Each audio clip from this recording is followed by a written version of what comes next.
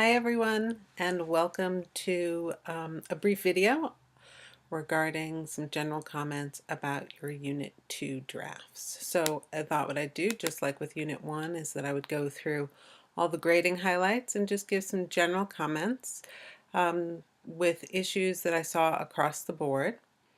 And there'll be some additional specific comments on your portfolios themselves. So the first two grading highlights are a carefully conducted search with choices that meet the criteria outlined in the assignment, and a concise summary of the argument and some insightful analysis and assessment of each source. Now, this is from your annotated bibliographies, so you'll simply want to review the general comments I made from email number 7, so week 7 email, and the specific comments I made on your annotated bibliography drafts.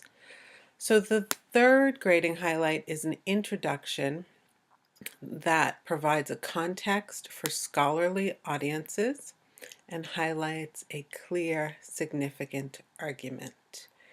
So in reading a bunch of these drafts, some of the intros were excellent, but just keep in mind that the introduction should have a brief context for experts in particular.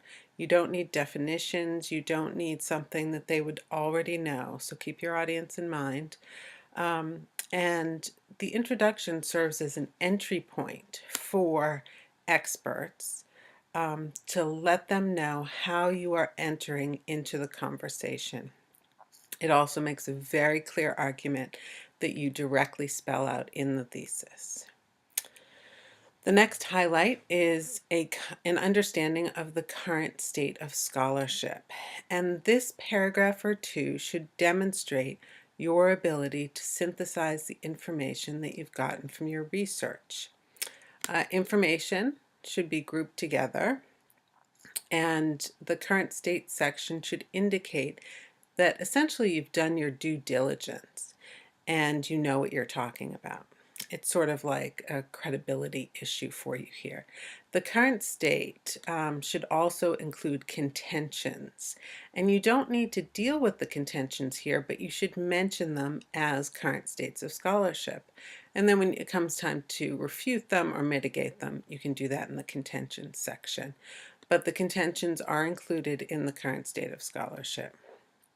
You'll also want to make sure that this is where the bulk of your research is going. So if you had a current state without any references or just one reference, you'll want to rethink that.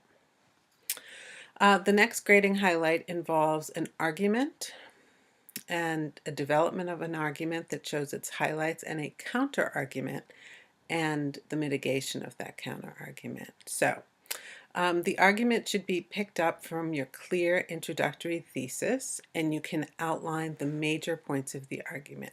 Imagine that you've already written the paper, and if you were to have 8 to 10 paragraphs where you're fleshing out your argument, imagine that you made a one-sentence summary of each of those paragraphs.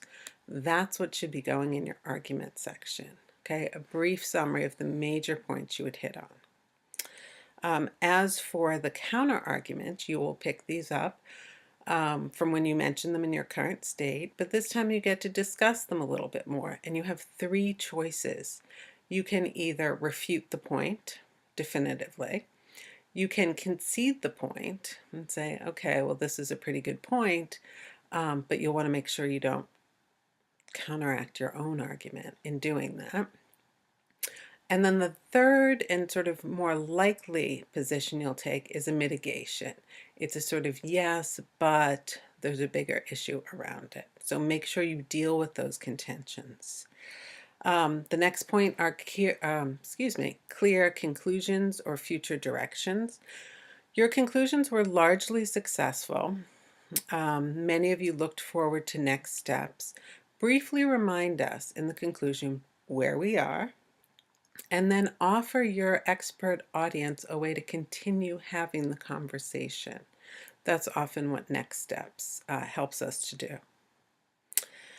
The next grading highlight is an appropriate academic audience consideration. in style, tone, and vocabulary. And this got tricky for some of you, so really pay attention to it. It's critical that you're writing for an expert audience and not a popular audience. You don't need to cover basics or really define terms. You'll want to define acronyms, but not the basic stuff. The tone is formal, it's respectful, and it avoids casual sayings. Some of you seem to be writing for a more popular audience, which is going to be great for Unit 3. But for this one, make sure that you reframe your proposal as if you were speaking to a bunch of experts in your field who have working knowledge of your topic. The next issue has to do with clear language and mechanical and grammatical issues. That should be pretty self-evident. The proper citation style is the next one. If you do not mention the source in the proposal, you do not need to cite it in the references section.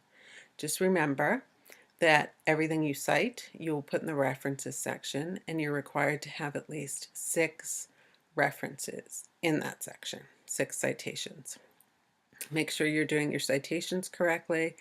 A lot of you have gotten great feedback on your bibliographies and the citation style. And then the final point is the thoughtful reflection. So after you make your revision of this proposal, you'll want to think about the whole process of Unit 2 and write a reflection, put it in the reflection section of the Unit 2 portfolio. If you forget how to do this, it's the same kind of thing we did in Unit 1, but there are guidelines in my portfolio Unit 1 and also on Blackboard. So I hope that's helpful as you revise.